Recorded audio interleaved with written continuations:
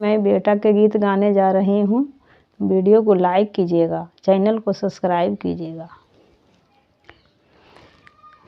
बिलखी बिलखी रोथिन दुलरई तो दुल्हा के पापा गे मैया मारो गा भरुआ संग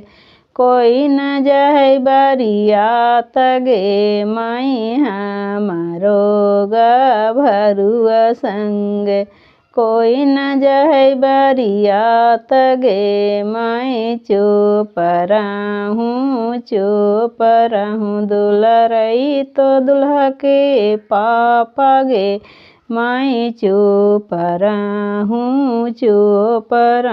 दुलरई तो दुल्हा के पापा गे मैं तो हरोगा भरुआ संगे नौलख जाए बारियात गे मैं तो हरोगा भरुआ संगे नौलख जाए बारियात गे मैं हाथी जाहै घोड़ा जाहै हौदे सारा जामगे मैं हाथी जाहै घोड़ा जाहै हौदे सारा जामगे मैं लचका चढ़ी दुलारई तो दुल्हा 84 मौरिया डोल गे मैं लचका चढ़ी दुलारई तो दुल्हा 84 मौरिया डोल गे मैं बिलखी रोथिन दुलरई तो दुल्हा के चाचा गे मैं बिलखी रोथिन दुलरई तो दुल्हा के चाचा गे मैं हमारो गा भरुआ संग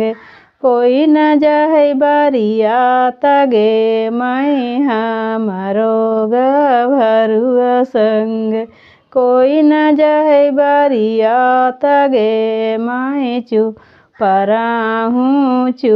रहूँ दुलरई तो दुल्हा के चाचा गे मैं चुप रहूँ दुलरई तो दुल्हा के चाचा गे मैं तो हरी गा भरुआ संगे नौलख जाहो बारियात गे मैं तो हरी गा भरुआ संगे नौलख जैतो बारियात गे मैं हाथी जैतै घोड़ा जैतै हौदे सारा जामगे मैं हाथी जैतै घोड़ा जैतै हौदे सारा जामगे मैं लचका चढ़ी दुलारई तो दुल्हा 84 मौरिया डोल गे मैं लचका चढ़ी दुलारई तो दुल्हा 84 मौरिया डोल गे मैं बिलखी रोथिन दुलरई तो दुल्हा के भैया गे मैं बिलखी रोथिन दुलरई तो दुल्हा के भैया गे मैं हमारी गा भरुआ संगे कोई न जाथिन बारियात गे मैं हमारो गा भरुआ संगे कोई न जाए बारियात गे मैं चुप रहूँ दुलरई तो दुल्हा के भैया गे मैं चुप रहूँ दुलरई तो दुल्हा के भैया गे मैं तो हरी गा भरुआ संग नौलख जाहो बारियात गे मैं तो हरी गा भरुआ संगे नौलख जाहो बारियात गे हाथी जाहो घोड़ा जाहो हौदे सारा जामगे मैं हाथी जाहो घोड़ा जाहो